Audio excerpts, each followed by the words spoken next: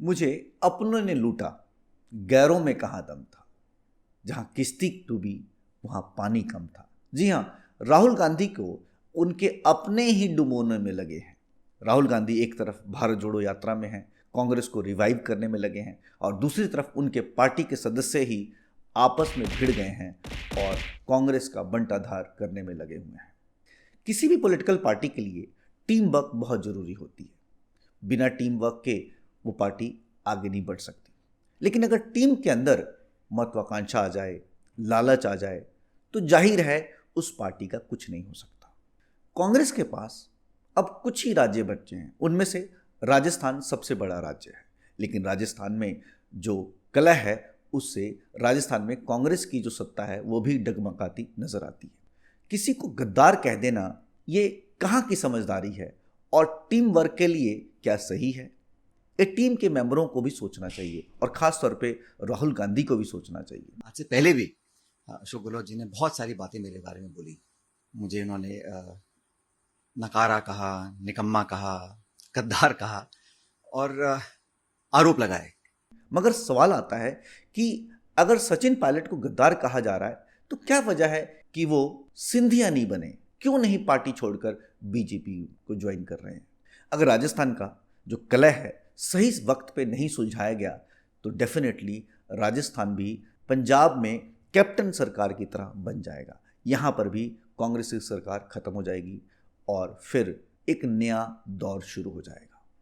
आइए हम इस वीडियो में बात करते हैं जो कांग्रेस के अंदर कलह है क्या कांग्रेस के खात्मे का कारण बन सकता है। एक तरफ राहुल गांधी भारत जोड़ो यात्रा में लगे हैं, कांग्रेस रिवाइव करने में लगे हैं, दूसरी तरफ उन्हीं के खास वफादार कांग्रेस को तोड़ने में लगे हैं।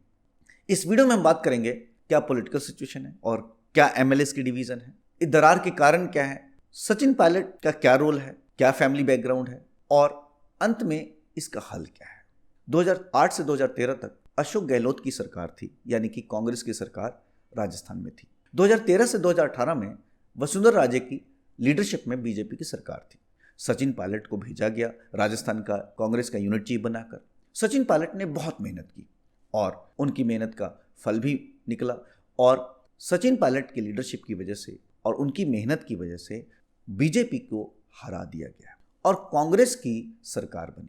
लेकिन कांग्रेस ने सचिन पायलट को सीएम बनाने के बजाय अशोक गहलोत को अगेन थर्ड टाइम सीएम बना दिया, जिसकी वजह से सचिन पायलट का जो गुट था उसका विरोध करने लगा।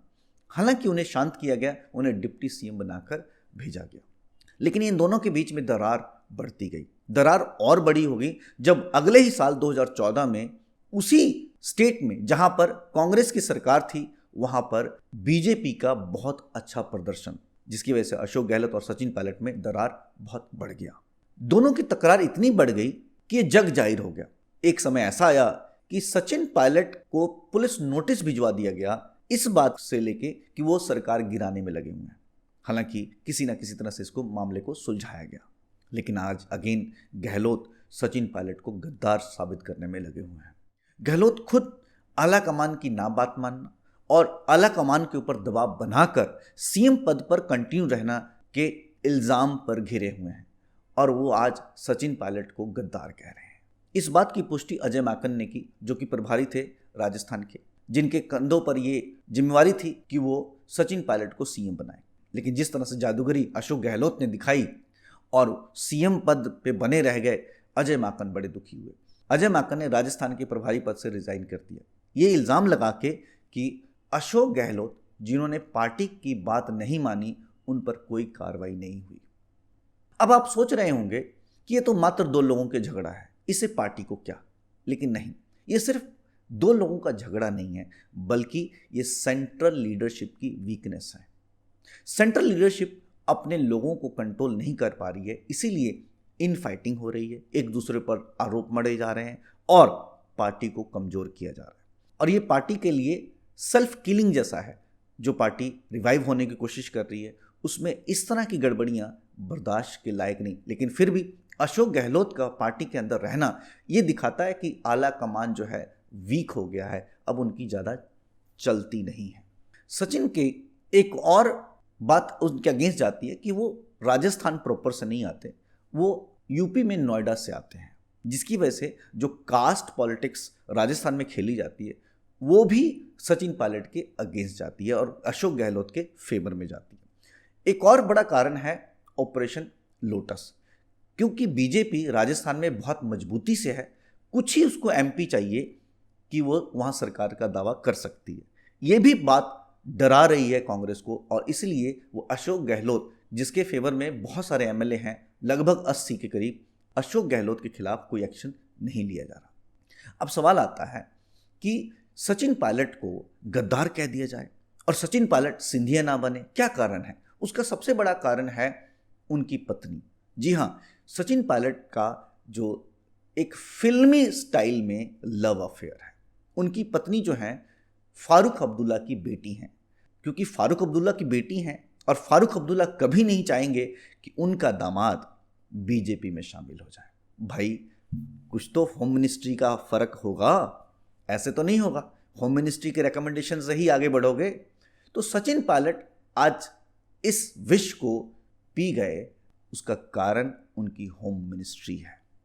सचिन पायलट पॉलिटिक्स को प्रोफेशन नहीं मानते बल्कि अ वे ऑफ लाइफ मानते हैं। सचिन पायलट अपने पिता राजेश पायलट के रोड एक्सीडेंट में मौत के 2 साल के बाद उन्होंने कांग्रेस को 2002 में ज्वाइन किया। 2 साल बाद 2004 में वो दौसा से मेंबर ऑफ पार्लियामेंट चुने गए। उसके बाद 2009 में अगेन वो अजमेर सीट से एमपी बने और उसी साल उन्हें यूनियन मिनिस्टर बनाया गया, इंफॉर्मेशन ब्रॉडकास्टिंग की जिम्मेवारी दी गई। 2012 में उन्हें minister of state with independent charge दिया गया कॉरपोरेट अफेयर्स पोर्टफोलियो का। ये सचिन पायलट का प्रोफेशनल बैकग्राउंड है। अब बात करते हैं कि इसका हल क्या है। एक तरफ राहुल गांधी जो कि भारत जोड़ो यात्रा में लगे हैं, कांग्रेस को रिवाइव करने में लगे हैं, दूसरी तरफ उनके अपने ही कांग्रेस की लुटिया डूबने में लगे हैं। कांग्रेस को सेंट्रल लीडरशिप को चाहिए कि वो स्ट्रांग एक्शन ले ऐसे लोगों को, ताकि एक तरह का एग्जाम्पल सेट हो जाए कि अगर कोई भी पार्टी आला कमान की बात नहीं सुनेगा तो उसके खिलाफ एक्शन होगा, चाहे किसी भी तरह का नुकसान पार्टी को क्यों ना बर्दाश्त करना पड़े। अगर देर से एक्शन लेंगे तो हो सकता है जिस तरह से कैप्टन की सरकार पंजाब में गई और कांग्रेस की भी सरकार खत्म हो गई, वैसा कहीं हाल राजस्थान में ना हो जाए। दूसरा, एक प्रॉपर चेक एंड बैलेंस होना चाहिए।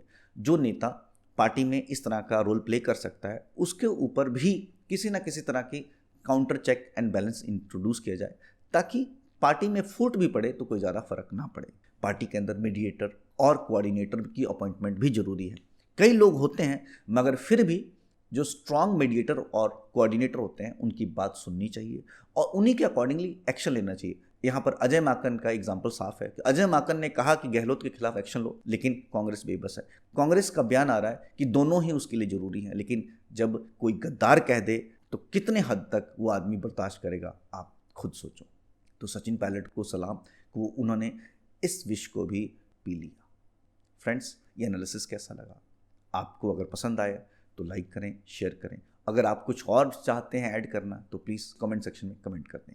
नेक्स्ट वीडियो में किसी नेक्स्ट पॉलिटिकल एनालिसिस के साथ मिलते हैं। Till then, thank you.